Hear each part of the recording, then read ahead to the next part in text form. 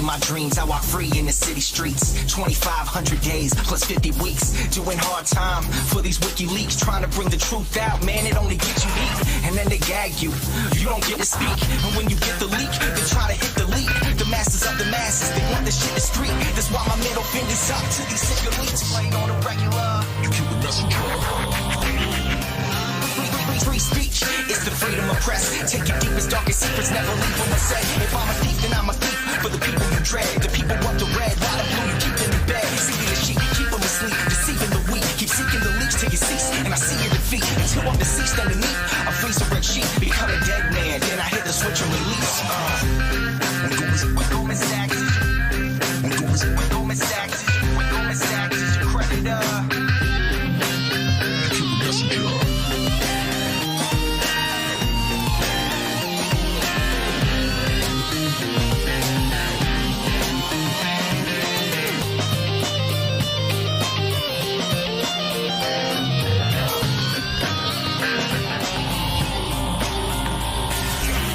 Outside my window, a figure quickly creeps. They dark as night like some motherfucking chimney sweeps. Whiskey with my Mickey keeps dying in my kidneys weak. Silence of my risky tweets, what the grand jury seeks. I'm wanting peace, like 7 years in Tibet.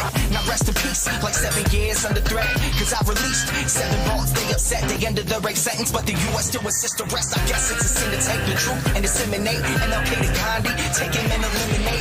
And I don't say I'm great, just wanna say what's fake. But if they kill me, 1 million others will take my place. The CIA's post like a knife the sharpest. All hypocrisy, lies, and heartless. They want to stop me, my life, make my heart quit. Cause democracy dies in the darkness. Cause democracy dies in the darkness. You kill the messenger. You kill the messenger. Democracy dies in the darkness. Darkness.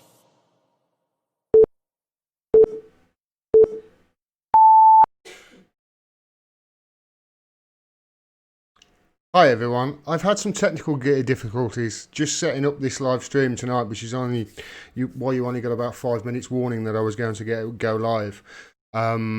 So yeah, I've got some technical difficulties, so just bear with me if I'm a little bit slow to start off with. Hi Cowboy Bebop and Jesse and Mobile in the chat, Titch and Alison, how are you all doing?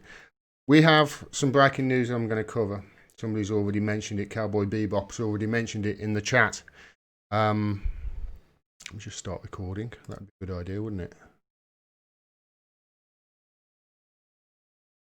There is breaking news at the.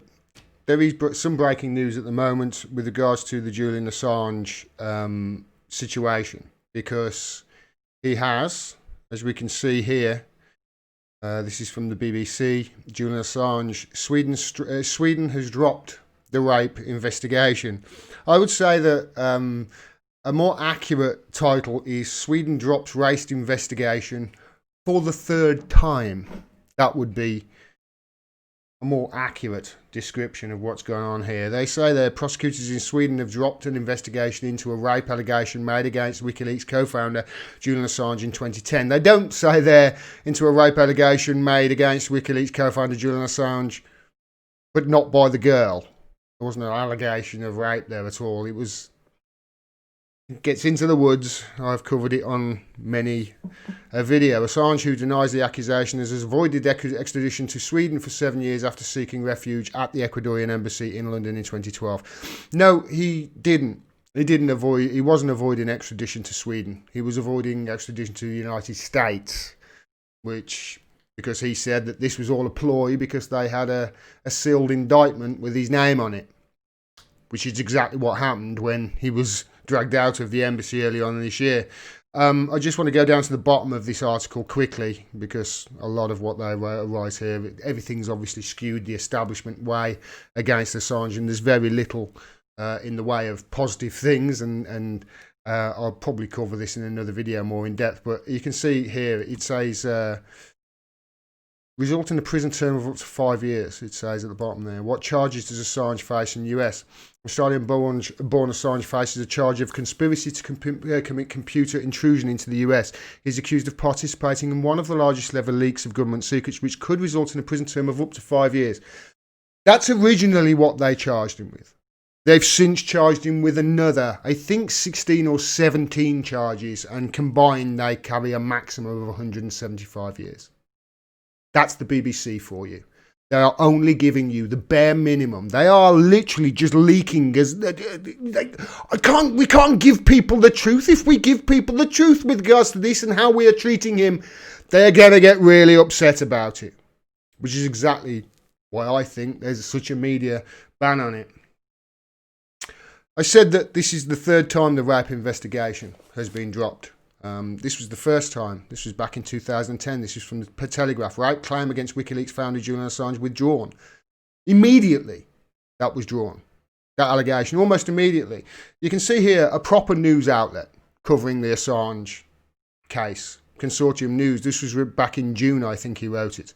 This is Jonathan Cook, who's an excellent journalist. And if you just have a scroll down to this article here, you can see the details of actually what happened. Just bear me a second and I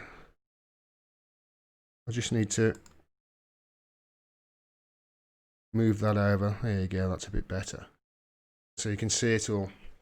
So you can see here a proper journalist has written exactly really what this case is involved with and how it all came to be. He said, no judicial authority. In late summer 2010, neither of the two Swedish women allege Assange had raped them when they made the police statements.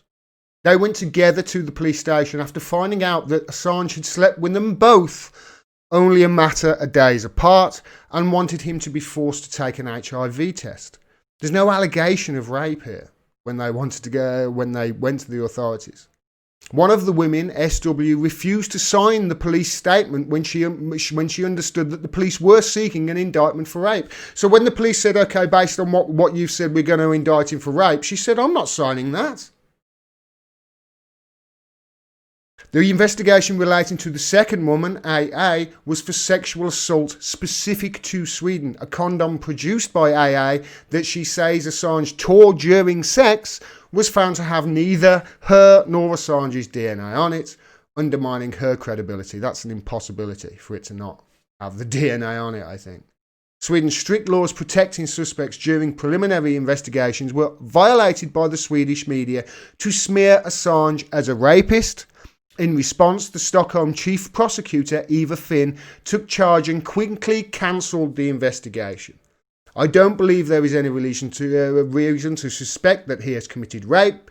She later concluded there is no suspicion of any crime whatsoever. That's what happened originally. That's what this is all about. That's what this has been talked about in the media non-stop for 9 years. That's what this is all about. It's strange, isn't it, how the media constantly leave those details out of their reporting. It's amazing how the BBC constantly leave that out of their reporting, isn't it? Sweden's strict laws protecting suspects during preliminary investigations were violated by the Swedish media to smear Assange as a rapist. It's really important, that is. They went against their own laws. This would have never got to court in Sweden. Defence lawyer would have had an absolute field day with it. The case was revived by another prosecutor, Marianne Nye, although she never questioned Assange. He spent more than a month in Sweden waiting for developments in the case, but was then told by prosecutors he was free to leave for the UK, suggesting that suspicions against him were not considered serious enough to detain him in Sweden. He left, came to the UK, but then nonetheless, shortly afterwards, Interpol issued a red notice, usually reserved for terrorist and dangerous criminals. The UK Supreme Court approved an extradition to Sweden based on a European arrest warrant in 2010, despite the fact that it was not signed by the judicial authority, only by the Swedish prosecutor. The terms of the EAW agreement were amended by the UK government shortly after the Assange ruling to make sure such an abusive legal procedure never occurred again. The whole way this whole thing started is just an absolute smite on the judicial systems, not just in the UK, but also in Sweden and the US as well. This is like the OK Corral. This is mafioso running their countries. There's not rule of law in here. This is what doesn't go into the titles of the headlines, the headlines or the articles when the case is of Assange is brought up. This is why they only put Assange and rape there. This is why I think that these investigations were brought up twice more after they were closed back in 2010. Once in 2017, again in 2019, and now they're closed. But they serve their purpose. I'll get to that at the end. This is something else that they didn't mention in that BBC article, and they won't in the Guardian articles, etc. But again, here's a great journalistic outlet to get trusted source of news from. The Grey Zone. CIA spied on Julian Assange 24/7 in the Ecuadorian embassy. Yes. And, you know, the Ecuadorian embassy, Ecuadorian authorities installed this new security firm, UC Global, I think it was called, and they were spying on him 24/7, and the CIA had access to that server. This is a breach of human rights. He's in his asylum there. They don't say that in the BBC, do they? Another thing that they don't report in the BBC. This is Sweden dropping their investigation after Niels Meltzer's damning report and questioning them on multiple points that they had failed on with regards to their duties, if they are duty bound by the United Nations. And Niels Meltzer had a damning report and then questioned them. Just put the point after point. Why have you not done this? Why have you not done that? And now Sweden have dropped the case. Something else that the BBC, I don't think they mentioned Niels Meltzer's name anywhere. And as for the political parties, wow. The Conservatives, obviously, they want to ship him off to Donald Trump, their mate. Labour are not much better. Their leaders made one tweet. They've talked more about a Guardian journalist getting roughed up outside of a pub for God knows what, by God knows whom, than they have about what I consider war on journalism.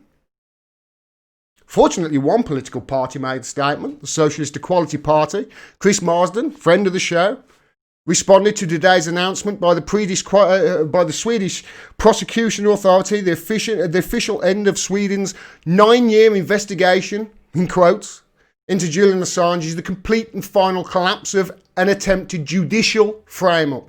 The Swedish Prosecution Authority claims that the evidence has weakened considerably due to the long period of time that has elapsed since the events in question. In reality, the frame-up allegations on which Sweden sought Assange's extradition stand discredited. The Swedish state has been exposed as a pliant tool of Washington. All that remains is the reality of the US espionage charges now being used in an attempt to silence Assange for exposing war crimes. That's what it all comes down to at the end of the day. When all the dust has settled, when all is said and done, that's what it comes down to. Just as we have been saying for almost a decade, and just as the media have been telling you, no, it's to do with something else. Hiding behind it like the cowards they are.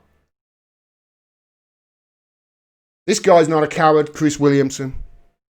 There is now no fig leaf of an excuse to continue to detain Julian Assange in any functioning democracy. That describes to the rule of law, that subscribes to the rule of law, the Home Secretary would order his immediate release. Correct.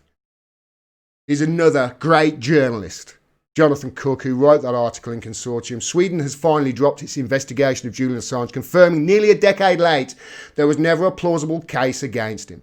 but it successfully eroded public support, paving the way for extradition moves by the US for political crimes, and that's what I've been saying it's all about. This rape case was never about a case of rape. It was all about bringing up charges against allegations and charges of rape against Assange in headlines. Or as I wrote, this should be great news that this investigation has been dropped. It's not. This investigation has just fallen away and it's become now what we've always said it was. But the investigation only had one purpose: to fuel newspaper headlines associating Julian Assange with rape, to poison people's minds against him.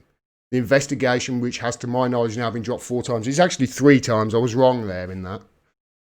I thought it was 4, but it served its purpose. That's my outline of what's gone on with the charges against Julian Assange rightfully being dropped.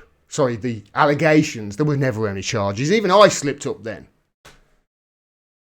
The allegations rightly have been dropped against Julian Assange. And we all need to get behind him, because only our words, only our actions, only the people of this country, of Australia, of America, of all the countries around the world that value democracy, that value a fourth estate, that value freedom and freedom of the press and sovereignty.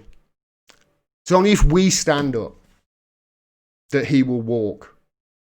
If we do nothing, if we allow the media to be treating us like mushrooms, keeping us in the dark and feeding us on bullshit with regards to the story that is the biggest threat to press freedom in the history of ever. If we allow them to do it, then you know what? In my opinion, we rightfully don't deserve our democracy. We deserve to have we deserve to have our democracy just slip through our fingers. If we let this happen, we owe it to future generations and we owe it to humanity to make sure that this man is free. Now, I think I'm going to have to be careful with this, because I'm not sure whether I can stream this, everybody, but I'm going to. And I'm not going to show the adverts, because tonight is the first debate between Boris Johnson and Jeremy Corbyn in the run-up to the election, which I think is about 22 days away now? I don't know. So we've got an advert over here on ITV at the moment that I can't show you. So I'll just say hello in the chat.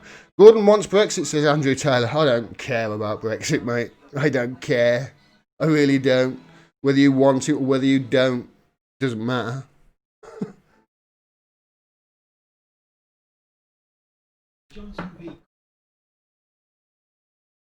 All right.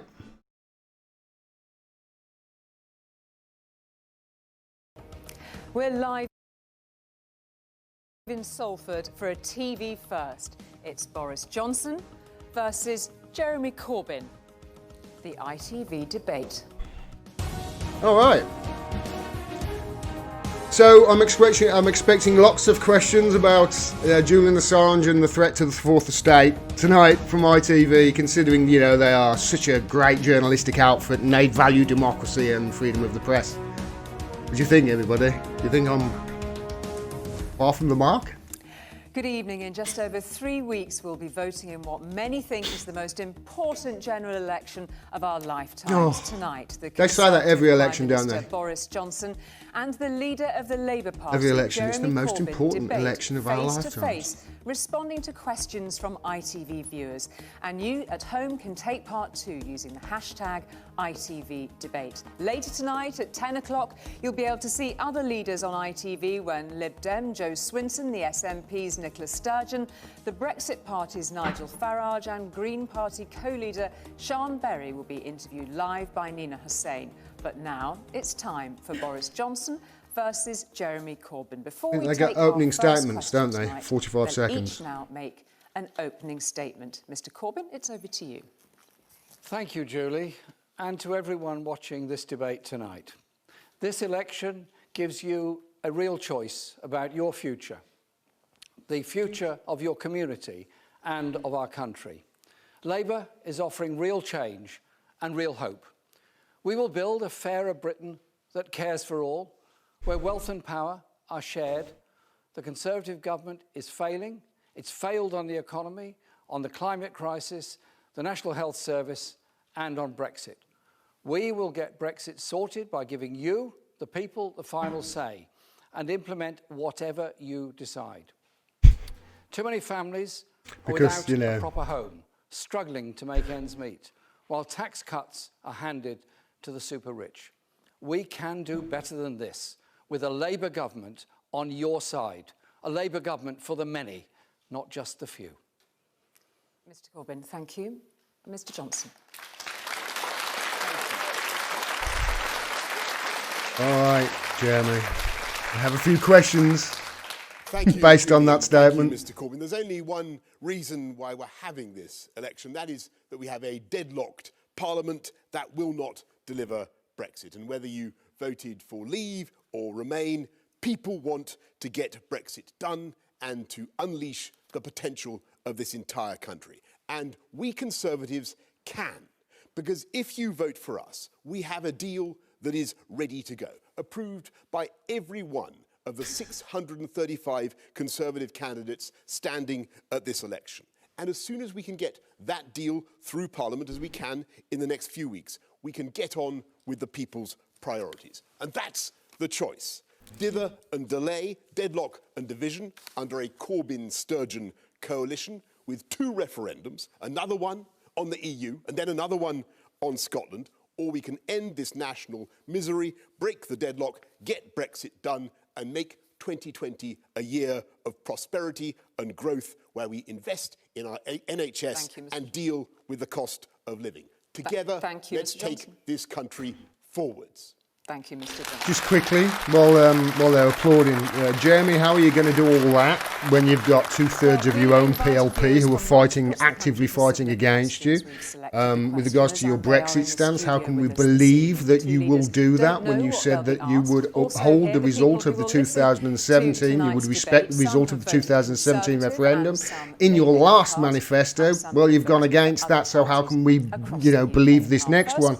And also, the many, not the few, and all the other stuff he said was actually quite good. With regards to Boris Johnson, it's clear he wants Brexit to be front and centre in this election. The truth?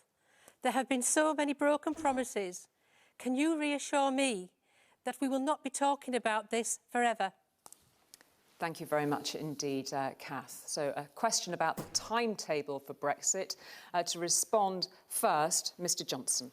Well, thank you very much, Kath. And yes, we certainly will come out on January the 31st because we have a deal that, as I say, is oven ready. It's ready to go. And it's approved, as I say, and not just by our friends and partners in the EU, but by every one of the 635 Conservative candidates. And it delivers everything that we wanted from Brexit. Our whole country comes out entire and perfect, England, Scotland, Wales, Northern Ireland together.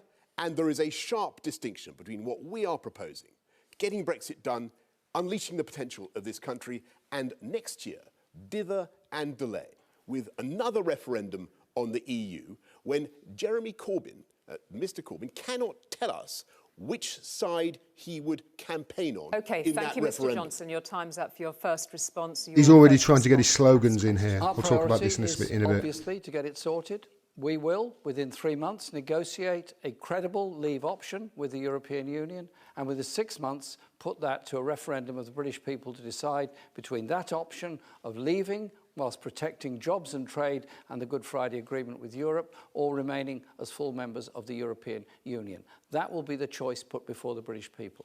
The idea that the Prime Minister Boris Johnson's deal can be dealt with and finished by the end of January is such nonsense. What he's proposing is a trade deal with the United States that would take at least 7 years to negotiate, whilst at the same time saying he would negotiate a special trade deal with the European Union. The two things are actually incompatible. Thank you, Mr Corbyn. So let's... All right, quickly, Boris Johnson is obviously going to go on the slogans. Get Brexit done, he's said 4 times now. I think an oven ready he said twice, and also dither and delay he said twice. Ready to go, that you would have to negotiate a new deal after 3 years since we voted to leave the European Union. On that point, how would you respond? Well, the Prime Minister, Boris Johnson, voted twice against Theresa May's deal, one time for it, then proposed his own deal, which narrowly got through the House of Commons with the support of the DUP, which is actually even worse than Theresa May's deal. He cannot protect jobs in this country on that basis. And I think it is time that we actually recognise we have to maintain a firm and good trading relationship with Europe. Otherwise, more jobs will be lost all over the country, as they've already been lost because of the uncertainty. Well, we have a great deal that is supported, as Mr Corbyn says, not just by many members of his own party, but by the entire Conservative Party now. And 635 Conservative candidates have backed it. And what is the alternative? It's under Jeremy Corbyn and the Labour Party to consecrate next year to a 3-month extension in which he would, Mr Corbyn proposes to negotiate a new treaty, and then to put that to the people in a referendum. But we don't know, and I've asked this before, we don't know on which side Mr Corbyn would campaign. Is he going to campaign for Leave or Remain? Can we ask Mr Corbyn to respond to that? Very clearly. He'll side with whatever the majority say. He'll give the democratic answer. Whatever the majority, and he'll we'll defer put that alongside Remain in a referendum. And our government will abide by that result. I will carry out the result of that referendum. There will be a genuine choice put before the people of Britain to make their decision, and we will carry it out. So he didn't answer the question. The question was, which way would you campaign? He didn't answer it. What we're asking is for a mandate to govern. And Mr Corbyn is asking the people for a mandate to conduct a new negotiation next year when we don't need one because we've already got a deal. I think what people need to understand is whether he believes in the deal that he is proposing to do. Does he actually want to do this deal? Because if he doesn't believe in it, or if absurdly he was then going to campaign against it in the forthcoming Perhaps you'd like referendum. to put the question He's directly making to it. Mr Corbyn. Let me. This is a He's debate. missing a better way of attacking Corbyn there.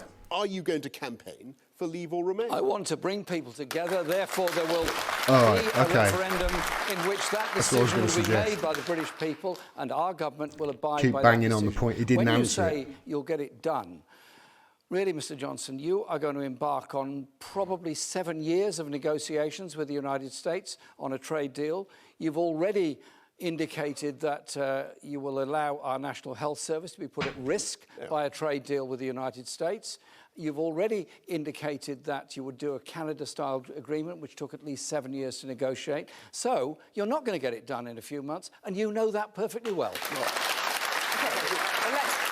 Fear-mongering the US again, I'm noting here, of course, that we haven't heard whether you would campaign for Remain or to leave in that situation, but it is important that we put the point that you have just made directly to Mr Johnson about this timetable. Let's have a look at the timetable. You reckon that you can get your divorce deal done and a trade deal done by December 2020. Do you stick on a pledge on that deadline of December 2020? Because the Tory party have done so well at negotiating a deal for the last 3.5 years. Again, people said, of course they can do a new deal in 3 months. And people said that they would never open up the treaty. They said it was impossible to do. Actually, we succeeded. And we have a great new deal that, as I say, is oven ready, ready to go. Oven ready. I hear what... That's again, it's slogans. Would you mint a new coin for December? This is going to be his next 4 weeks. I hear what people say about we have ample time to do a fantastic free trade deal with our friends and partners in the EU, because we're already in a state of perfect alignment, both for tariffs and for quotas. And we still have not heard, Julie, you will notice, there is I've answered your questions, but there is a glaring lacuna still in this debate. We still don't know. I'm sorry to say, we still don't know. There is a vast inanition. Okay, allow Mr Corbyn respond to the question from Mr Johnson. Going to campaign for the deal he proposes to do, or is he going to invite his Labour colleagues to destroy let's allow Mr Corbyn to respond to that. He's created? Thank you, Mr Johnson. To be fair, this is the topic he should beat him on. 3 months to negotiate, 6 months for a referendum. and that will bring that process to an end. Still hasn't What we answered. know of the government's proposals, what we know of what Mr. Johnson has done is a series of secret meetings with the United States in which they were proposing to open up our NHS markets, as they call them, to American companies. Freedom of Information Act request was made in order to find out what happened at these meetings. That's what happened at these meetings. Every single line of this document redacted out. A document here of US-UK negotiations, summary of specific negotiating Let's allow objectives, Mr. full Johnson. market access for US products to our National Health Service. You're going to Mr. sell our Johnson, National on that Health point. Service out to the United States and Big Pharma. This is He still didn't answer the question, Corbyn, but he pivoted nice. It is completely untrue. There are no I am rubbing you while I glue. whatever Completely in which untrue. this government or any Conservative government will put the NHS on the table in any trade negotiation. Our NHS will never be for sale. And I'm amazed how often They've this been comes up. dismantling Only the reason NHS that it comes for the up last 9 is years. Mr. Corbyn is trying to conceal the void at the heart of his Brexit policy and refusing to answer the question of which side he would take. Because the public have a right, Thank you, to Mr. know. Corbyn. Just very briefly, I've Mr. made the position clear. We will have a referendum, we will have negotiation, and we will That's 5 times abide now. that result. It's the British people. That's 5 times now he's refused to answer the question. I do think It's 5 Very times. briefly, we just need to move on to another question since on the Prime Brexit. Minister has claimed Thank the you. NHS is not under threat, We're going to come why to the then NHS very shortly. did Nah. this government agree with You the lost US that round, that Corbyn. there should You be, did well in with the terms of redacted document, negotiations, but full market access for United States medical companies into our National Health Service. Okay, we're going to You talk put a about fly the in there, NHS I'll a give little you that. further a little later. And we're didn't now answer going to 5 go times though. Did to not our answer the next question. questioner, staying That with the issue annoys of people. Brexit. That does. John Firth wants to People up ask and down the what country are going, Brexit come could on! mean Especially in the for Midlands and the North, United that Kingdom. Corbyn might have lost with his Brexit stance. Not going to go down well. Thank you very much indeed for that. Is the union worth sacrificing for Brexit, Mr. Corbyn? Well, I hope the union is not going to be broken up or sacrificed in this way, but the agreement that the Prime Minister negotiated, or he's put towards to Parliament, was about creating a border between the Republic of Ireland and Northern Ireland, creating a different customs arrangement for Northern Ireland with the rest of Ireland, having promised to the Democratic Unionist Party he would never do that. Clearly, there is an issue there. Clearly, there are issues all around about this deal that he's proposed. And I do think that this deal is damaging to this country, damaging to the rights we have at work and consumer protection and environmental protection in this country, and very damaging to manufacturing industry jobs all over Britain, some of which have already gone because of uncertainty over Brexit. Thank you very much indeed, Mr. Corbyn. Mr. Well, Johnson. we have a deal that keeps the whole of the UK together as we come out of the EU. And, of course, Jeremy Corbyn and the Labour Party, be in no doubt about it, in order to secure power and the keys to number 10, are going to do a deal, and they probably already have done a deal, with Nicola Sturgeon and the SNP to form a Corbyn-Sturgeon coalition. And the price of that deal, the price of Nicola Sturgeon's support, let's be in no doubt, she's made it absolutely clear, would be a second referendum on the union with Scotland. I don't think we need another referendum on the union with Scotland. I've ruled it out. We had one in 2014. It's not your choice, mate. Voted very substantially. Shouldn't be anyway. The most successful political partnership of the last 300 years. Why That's put up this to the country, Scots, this I great think, country, mate. through another referendum on Scotland, and why have a second referendum? Okay, thank you. He's just lost his last remaining seat in Scotland if he had one. Time up on your first response to that. Thank you very much indeed. So just as a quick, set something down in front of us, gentlemen, for clarity, is the union more important than Brexit, yes or no? I think I ought to be able to reply to this nonsense. Will you be able to rely on that? I'd just like to have the idea there's going to be a coalition between Labour and the SNP. There's not going to be a coalition between Labour and anybody else. There are no deals that have been done, and there will be no deals that are done. Well done, Corbyn. Well done. For clarity, Nice deflection as well. Is the union more important than Brexit, Mr. Corbyn? Yes. Our country is obviously very, very important, and we have to bring this business to a close, and that's why we're proposing a trade deal with Europe or staying in, one or the other, as a way of bringing this issue to a close. Thank you, Mr Johnson. Mr. Trade deal, I would say. The union is, of How are you going to course, get the most that important thing, just to answer without free the movement of question, people? Straight up. The union, and it's a fantastic thing. I'm proud to be not only Prime Minister but also Minister for the Union. Okay.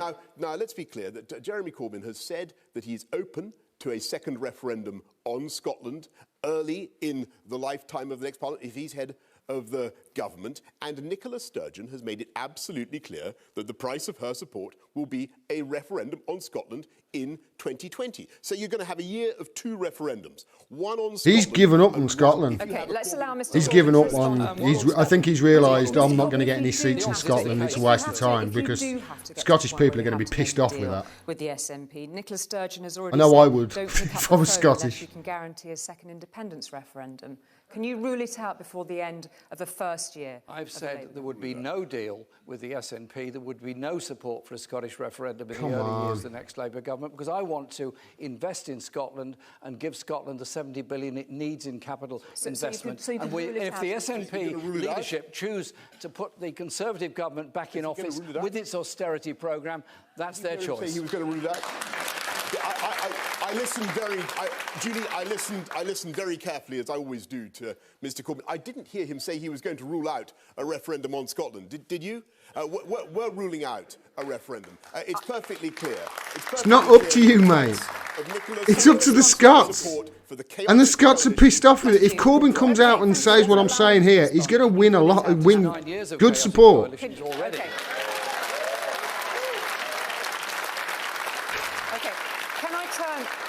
Can I turn, Good please, quip, to I the suppose. issue of Northern Ireland? In your hustings for your leadership... Not exactly race, reaching Mr. out to Johnson, Scotland, you said, though, is he, under no Corbyn? circumstances, whatever happens, will I allow the EU or anyone else to create any division down the Irish Sea. You spoke at another conference a year ago saying that that would damage the fabric of the Union. And now... here we have your deal that you've presented to Parliament. Absolutely. And that deal means that the whole of the UK can come out and do free trade deals around the world and do a great deal with our EU friends and partners, Northern Ireland included. What the people of Northern Ireland... It's like Trade deal down the It's like Irish the Sea. last Trade 3.5 deal down years the on a Irish loop, Sea. isn't it? Northern Ireland The is same part thing of the over and over customs territory again. of the UK. It's there in black and white. And what the people of Northern Ireland do not know, and part of our tariff schedules and everything else, what the people Do you of remember Northern do Ireland not being a know, big and issue nor do during people the of Ireland, referendum, is when what in the run-up to the kind of referendum? No. Jeremy Corbyn.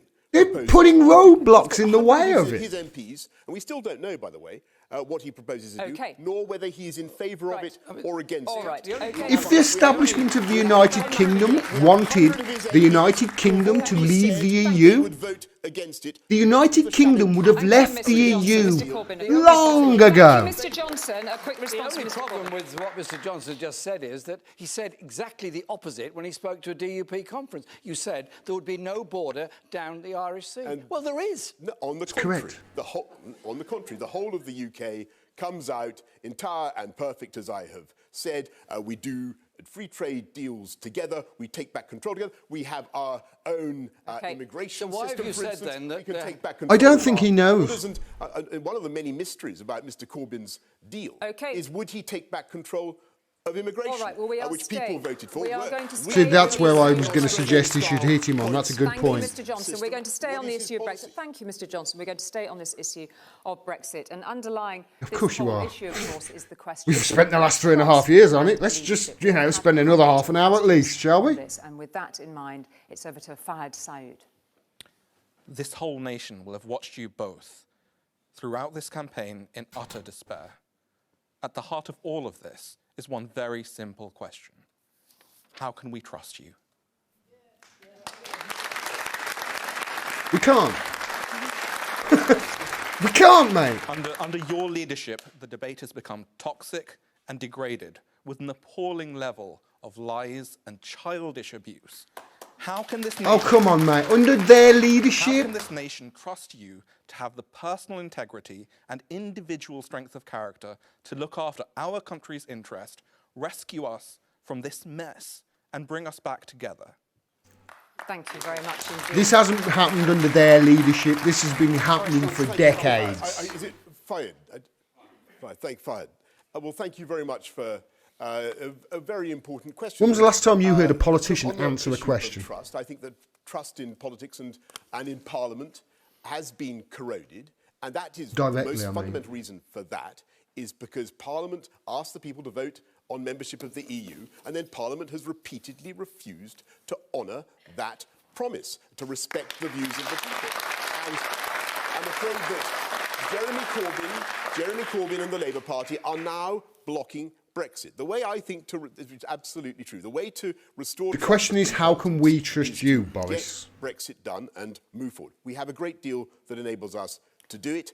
I'm unclear as to why it's necessary to spend another year in debate about Brexit, which is, as far as says, is corrosive. Thank you very much. Waffle. Time is up. Mr. Corbyn, your first response. Trust. How can Trust we is trust something you? that has to be earned, and as a public representative, you have to listen to the people that elected you in the first place, and you have to listen to people all over the country. Listen to the question in as all walks of well. life. I spend a great deal of time travelling around the country, listening to people, be they chief executives, workers, people sweeping the street, or the homeless. Everybody you meet knows something you don't know. Leadership is about listening to people, trying to put their ideas into practice and finally come to a decision in which you can take a country and our society forward. My style of leadership is actually to listen to people and try and bring consensus together in my own party and obviously within Parliament. Because the issues we face of division in our society do have to be conquered. They're not going to be conquered by diktat, but only by listening and taking us forward. A much better answer. Hopefully the sound is a little bit higher now. Much better answer by Corbyn put than his there. finger At least he right on listened to the something question. very specific in this question. How can the nation trust you to have the personal integrity and the individual strength of character?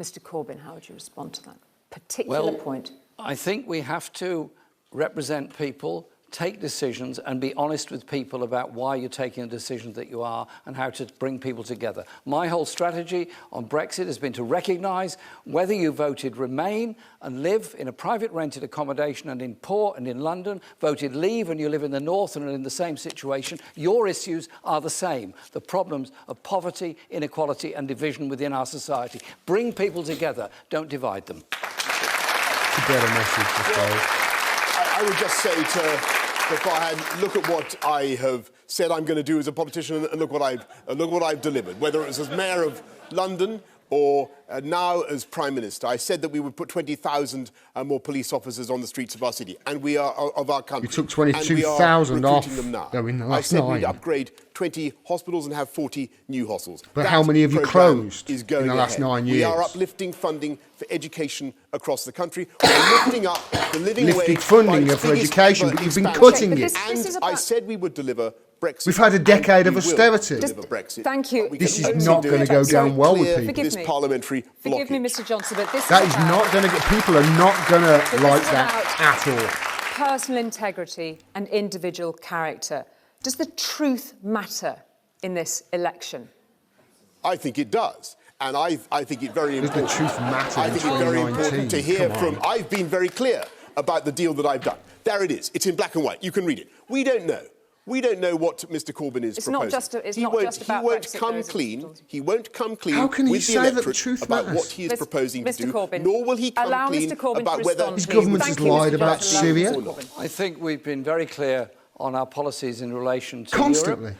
I think we're also very clear on Julian all the other Assange? policies that will be unveiled in our manifesto on Thursday, and they will be accompanied by a fully costed grey book with it. So every pledge we make will be fully funded, because I believe the British people deserve that knowledge, deserve to know what we're going to do, and deserve a government that is actually not going to preside over rising homelessness, increasing inequality and chaos in the NHS. Okay. Instead, they're going to invest in the future of this country.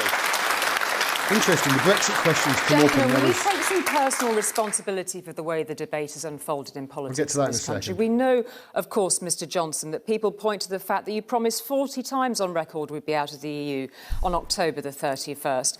One of your former chief of staffs from your time as London mayor said that you'd betrayed every person you'd ever had any dealings with. And we know, Mr. Corbyn, there are big questions about anti-Semitism within Labour, for example. No, it's not. We know that The board of deputies of There British are big Jews questions have over said, why the "You and media your are allies framing have been this as responsible for turning a once anti-Semitism. great party into into a cesspit of anti-Semitism," were their words. Can you both take some responsibility for the way the debate has turned in this country? Anti-Semitism is an absolute evil and scourge within our society.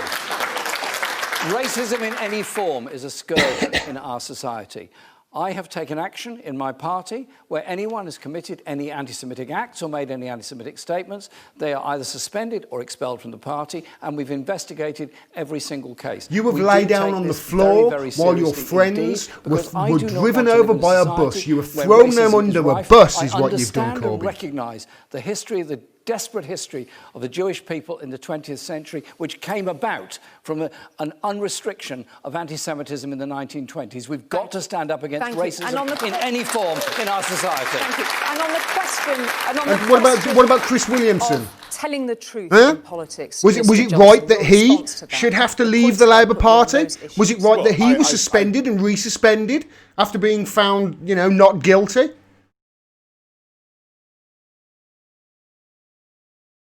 Sorry, my stream Just is obviously listening with open mouth to what Jeremy Corbyn had to say about address the point? about Could you address what the he's done to point stamp about truth in out politics, anti-Semitism Mr. in the Labour Party, because I'm afraid it's a complete failure of leadership, what's happened in the Labour Party with anti-Semitism. Just so you know, but the failure of leadership the is statistics even worse are that when you look at what is anti-Semitism in the happening Labour on Party their is Brexit. Because, statistically I'm- less and I hope than we have to Islamophobia in the the Tory people of this Party. country want to hear. That's What they the want truth to of hear it. is clarity about whether he believes in the deal This was that he is a proposing to do. We have And that heard your matters points deeply. on that, Mr. That Johnson. This matters was a question deeply about to personal the people in Brussels integrity. who will be doing that deal. This was a question from Fahad about personal integrity and character. So let's I just think try that was a weak to take answer stock by before we Corbyn. go for the I think outbreak. that There are was many weak. people and many politicians Weak, indeed weak, that feel weak. that the nastiness And of it's his political Achilles debate in this heel. country has simply got out of control.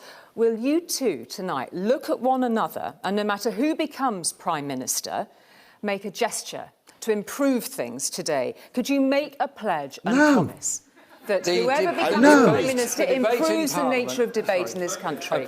The debate in Parliament before Parliament was dissolved was vicious and horrible, and some terrible remarks were made, particularly to and about women MPs. I asked the Speaker to convene a meeting of all party leaders. Mr Johnson sent a representative there, and we agreed that this was unacceptable conduct, and I absolutely agree with that. Thank you. Will you both make a pledge to improve things? And perhaps, gentlemen, could you shake hands to make a pledge to improve things? Doesn't mean anything, guys. Doesn't mean anything. You're not going to change a thing. Thank you. It's going to probably get more childish and worse Both there. in the coming After the coalitions break, of a promise chaos. from us. We by will the look move of on it. from Brexit to other issues this evening. Next on Johnson versus Corbyn, we'll be talking about issues like the NHS, the economy, and possibly Prince Andrew. Possibly. You better. So I just want to go through what we've seen there in the first 20 minutes. Now, the first part has been on Brexit, and you would expect for Boris Johnson to win that round, and I thought he did. You can see there that Boris Johnson keeps coming up with these slogans. You're going to see them. You saw the 350 million on the side of a bus. Shit like that is going to happen in these coming 3 weeks. He's coming 3 or 4 weeks. He said, "Get Brexit done," I think 4 times. He said, "Oven ready," twice. He said, "No more dither and delay," I think twice. To the question about, is there going to be a forever Brexit? And, Corbyn said there that he's going to negotiate a deal within 3 months and then put it to a referendum with 6. It's like, well, you've seen what's happened. You can negotiate that, but it's Parliament that's stopping this. It's Parliament, it's the establishment that's stopping it. What are you going to do to overcome that? That really should be the question here. Because the average man on the street, they know. They just don't want to do Brexit. That's the reason that it hasn't happened. So, and also, how are you going to negotiate a deal? And you say that you want to stop in a customs union or create a customs union with the EU. How are you going to do that? Is that going to come with free movement of people? Because that's a red line in the sand for the EU. And he will not answer that question because we think the answer to that question is the EU won't allow that. So a customs union basically is going to include free movement of people, which is obviously going to go against a good majority, I would think, of people who want to leave the EU, although at least there is a large percentage of people who want that. Although I will say this, for those people that he's not appealing to there, Corbyn, he's not necessarily going to get their vote anyway. Because I think that they will lean more towards the right than the left. So that's just from my experience, though. As for his declaration, Boris Johnson, that 635 candidates backed my deal. Yeah, okay. Did it get a vote in Parliament? Okay, jog on then if it didn't. You know, how are you going to get a trade deal by December? How are you going to do that, Corbyn? You know, how are you going to get a trade deal within 3 months? You know, I just keep going over that. Corbyn twice fought back to the 5 times he didn't answer the question, on which side would you campaign for? The answer is, I wouldn't. He didn't campaign either side in the 2016, or at least he was accused of not campaigning for either side, even though I distinctly remember him campaigning for Remain, although I think he's been a Brexiteer all of his life, and I've seen a recent documentary with his hero Tony Benn that he really was. But he countered that twice. Once he got a jab in with the redacted document and the trade deal to the NHS. It looks like that's how he's going to defend against this Brexit attack by Boris, which is obviously going to be front and centre in the coming 3 to 4 weeks. I would say that was Boris 1, Corbyn 0 on that opening segment, though, although he probably did a little bit better. Boris did come back and counter with that punch to say I was going to get a trade deal also, and the free movement of people, etc.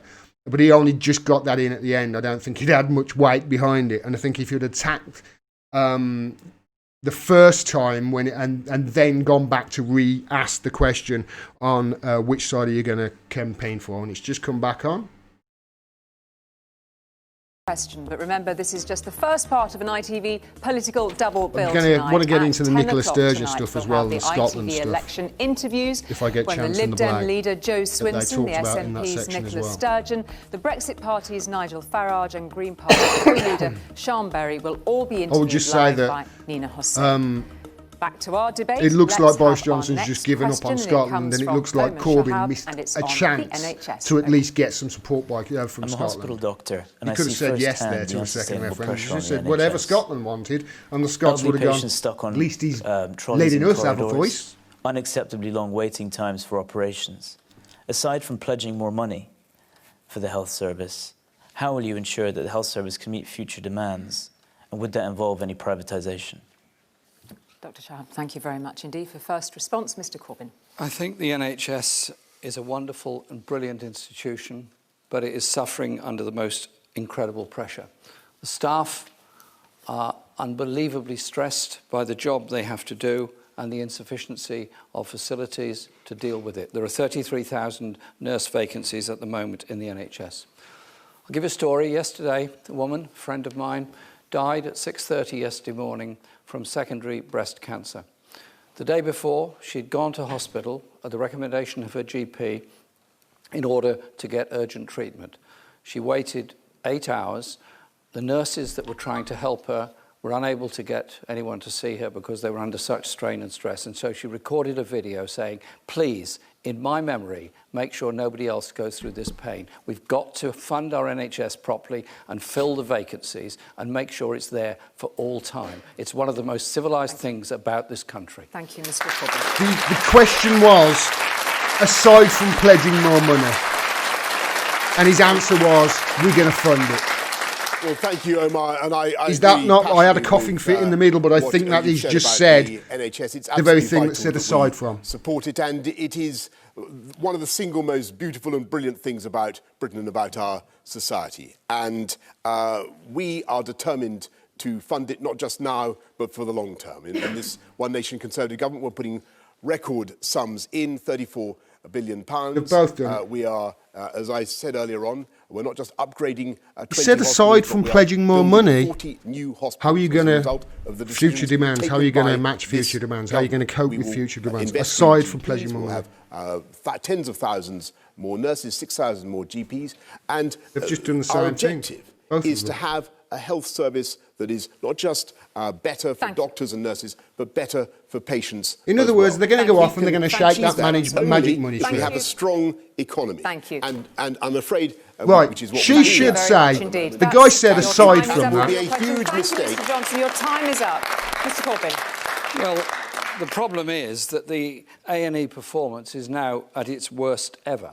There are 4 million people waiting for operations. There are all the vacancies that have not been filled within the NHS. The Health and Social Care Act allows the privatisation of services. And indeed, we have the nonsense of our National Health Service being taken to court by private operators because they didn't get contracts from it. Let's end the privatisation within the NHS and instead have a fully funded NHS for all people. Took him long enough to get there. We are investing tax. We are investing. It's a specific question on privatisation and private provision. We're not privatising the NHS, nor do we have any. Of course, we are investing 30. Nor will the NHS. Just let me repeat this point. Nor will the NHS be ever up for sale in any negotiation. Let me repeat that point. What they're doing, just so you know, they're making it almost impossible for the NHS to be cheaper than a private firm. I'll get into it in another video. Dynamic economy, which is, and by the way, don't forget that under Labour they ruined the public finances. They did. Liam Byrne said himself there was no money left. The economy has grown every year in the last 9 years. That was a failed system. What could be more ruinous for the NHS Come on, than a Corbyn. crackpot plan for a 4-day It was a failed week, system, it wasn't a failed government. Would add massively Okay, to we the must finish burden. That wasn't failure of government, that was failure of a Thank banking you, Mr. system, a Johnson. global Mr. Corbyn banking responds to system. this, and this is the proposal for a 4-day week for workers across the economy within 10 years of the Labour government. It is about reducing the working week all across the economy, paid for by productivity increases all across. Britain works longer than most. Well, people need to be aware that actually a shorter working week is probably a good thing for their health and well-being, as is decent pay. What I would also say to Mr. Johnson is that his proposal for 40 new hospitals, which he grandly announced in July, turns out to be 6 reconfigurations without any clarity as to where they're actually going to be. OK, Mr. Johnson. Well, that is totally untrue. We're doing 20 upgrades. And yes, it is true that we are starting... not new hospitals at all. So where did the 40 come from? 40 new hospitals. And the investment is going... You just said it's an upgrade. The only reason that investment can be made is because we have a robust economy. And let me make another point. The single biggest threat to our economy and our ability to fund the NHS is our failure to get Brexit done. OK, well, she's just trying to bring it back to Brexit every time. He's going to do this for 3-4 weeks. I know you want to return to Brexit, Mr. Johnson, but in this specific moment, we are talking about the NHS. On the issue of privatisation and private provision with the NHS, sometimes it is there provided by organisations that are not for profit. It has extended capacity within the NHS. Will you rule out any privatisation in the NHS, any private provision within the NHS under... The principle is to ensure that all people that work in the NHS are employed by the NHS on similar contracts across the NHS. The internal market must go within the NHS, and what is happening is privatisation of services across the NHS, and I think that is very, very damaging to the whole principles of the NHS. We also have problems of social care, which are not being addressed either, and there are about 1 million people waiting for social care at the present time. Thank you, Mr. On that specific point, one quick answer, Mr. Johnson. Will there be a policy on social care in your manifesto, yes or no? Yes, there will, and we think that nobody should pay for their cost of their social care by selling their home, and everybody should have dignity and security in their old age. Thank you very much indeed, gentlemen. Thank you very much for your responses on that subject. Now, of course, you will have heard that both have made significant spending pledges over the past couple of weeks. They've just made a few more in the last couple of minutes, Beverly love. Davis from Newport has a question related to this. Beverly. I'm a care home laundry assistant earning minimum wage. I've worked all my life and have seen the real impact of austerity, which neither of you have. Now, you say there's plenty to spend. I'm concerned because neither of you have ever had to worry about money. You throw it away on silly election giveaways. What can you say to reassure me? Mr Corbyn. Well, we've had austerity for 9 years in this country. We've had a growth of billionaires in this country. We've had a growth of extreme poverty in this country. We've had a growth of personal debt from people trying to look after children, look after older people. I think the first thing has to be an increase in wages by having a £10 an hour living wage for all people, an end to zero hours contracts, and an investment strategy across the country that does give us an increase in manufacturing jobs all across Britain, which we're not having at the present time. I think this election is a turning point in the way in which we're going to manage our economy in the future. Thank you, Mr Corbyn. Mr Johnson. Well, so Corbyn's answer so far in the last few minutes has been less work for everybody, 4-day week, and more money for everything. Finances in this electoral period. I would just point out that I have shelved a plan to cut corporation tax, saving. It's already the lowest in Europe. He would whack it up to the highest in Europe. But why was that plan that cut? That puts, there in the gives us the ability place? to put another £6 billion into the NHS and other priorities, and we will do that. We've saved £6 billion that we were just going to spend and we were just going to give away to the corporations. We're not going to give it now. We were just going to give £6 billion to the corporations. We decided we're not going to give them. Aren't we great? With more deadlock and division next year. Thank you. If we fail to get Brexit done, then the economy will suffer. Here we go, Brexit again. Get Brexit done. Beverly's question was very specific. She's saying now there seems to be plenty to spend. She is concerned that because neither of you have had to worry about money, you'll throw it away on silly election giveaways. Can we have a pledge here from both of you? Simply, is austerity over in the United Kingdom, Mr Corbyn? We will end austerity. I'm absolutely clear about that. Yes, because it's been so brutal on the lives of so many. Of course we're going to end austerity. It's election campaign season. I believe in investing massively in our public services because we support, and which is what we are doing, but because we support a dynamic, wealth-creating sector. Just so you know, they've cut the funding to all of these institutions for the last 10 years, so you can pay for the bankers and their mistakes in 2008. And the Labour Party have actually said that they want to cut it all, and now they've said, now you've paid it all off, we're going to give you less than what you had before. Isn't that great of us? Mr Corbyn. We will, over a Parliament, increase corporation tax to around the levels it was in 2010 in order to reinvest properly in education, in order to pay for the ending of university tuition fees, to give every student a decent chance of going to university and life. And we will start to redress the grotesque levels of imbalance in our society. We're a society of billionaires and the very poor, neither of which are right. Both of you gentlemen, are proposing extraordinary levels of borrowing. At the last election, we were told by your predecessor, Mr Johnson, that there was no magic money tree. Have you found a magic money tree, Mr Johnson? And have you found perhaps more than one of them, Mr Corbyn? No, we're operating... money forest he's got.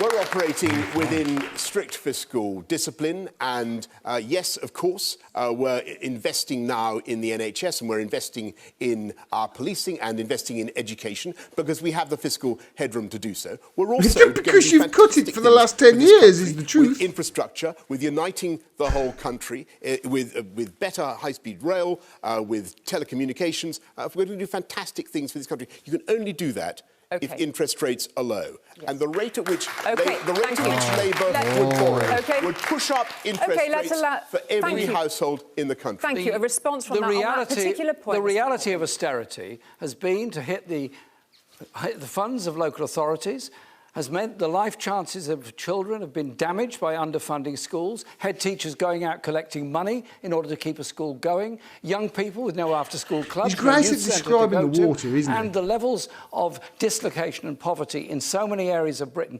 deliberately, because of austerity, must and will change. Yes, we will invest in education. We will invest in housing. We will invest in health. Of course, all of this,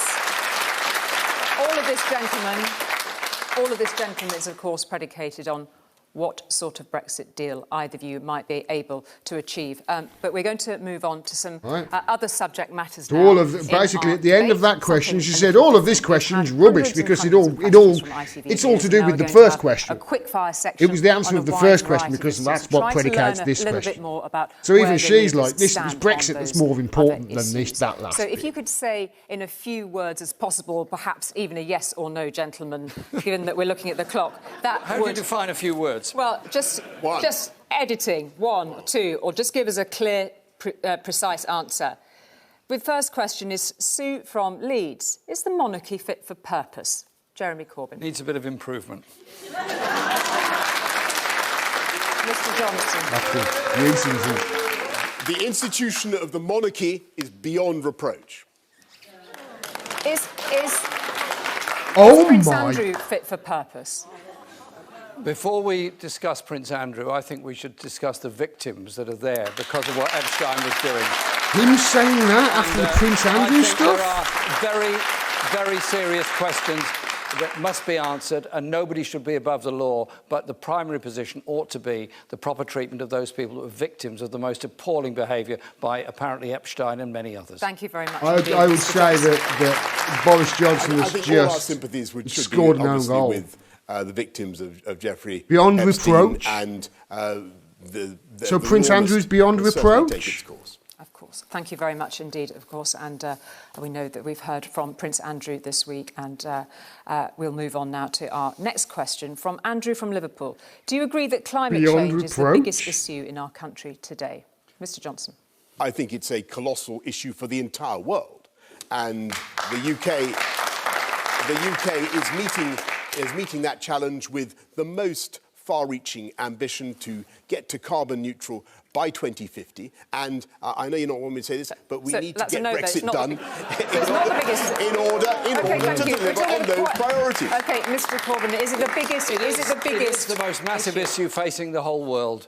When the poorest people in the poorest countries lose out because of flooding and unusual weather patterns, when we have unusual weather patterns in this country, when we have extreme levels of air pollution, we have to have a green industrial revolution where we invest for the future in sustainable industries and jobs and prevent the continuing damage to our natural world and our environment.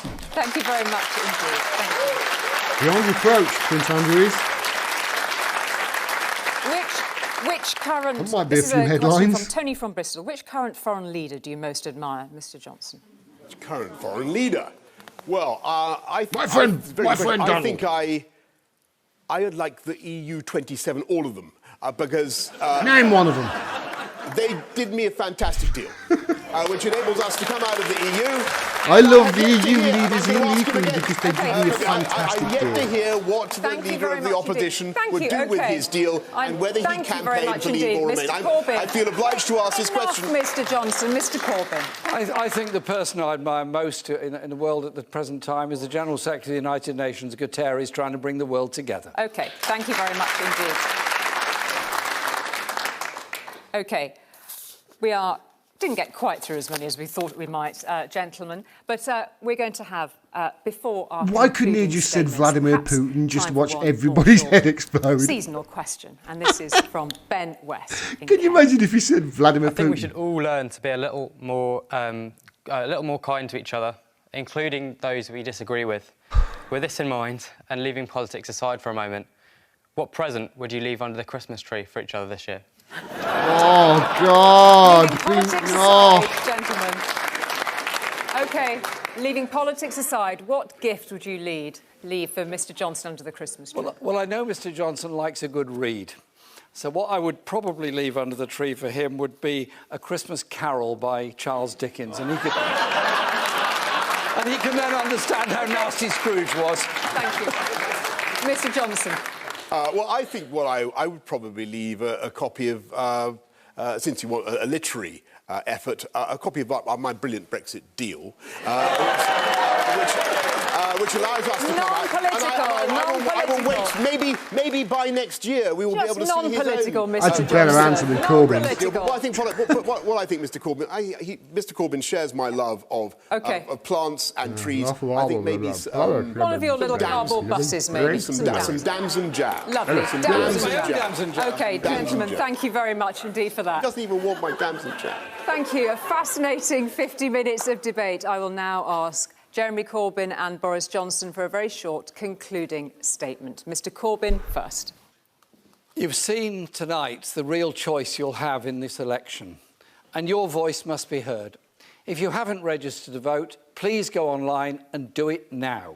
This is a once-in-a-generation election to end privatisation and give the National Health Service the funding it needs, to give people the final say and get Brexit sorted, to tackle the climate emergency that threatens our futures, to invest in good jobs in every region and nation of our country. I ask that you vote for hope and vote for Labour on the 12th of December. Mr.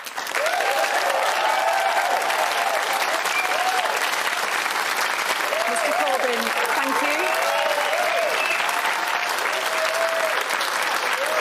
Mr. Johnson. Mr. Johnson. Our choice is very simple. We can get Brexit done, or we can spend another groundhog Here come the year slogans. with another referendum when Mr. Corbyn, you've heard Dither and tonight, delay. answer the fundamental question.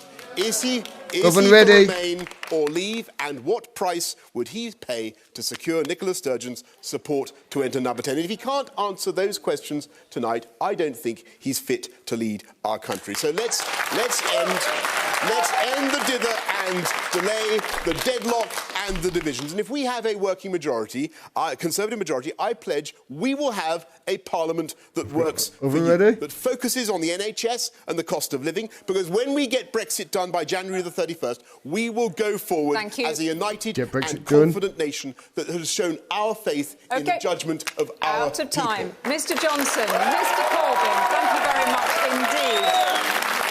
That is the end.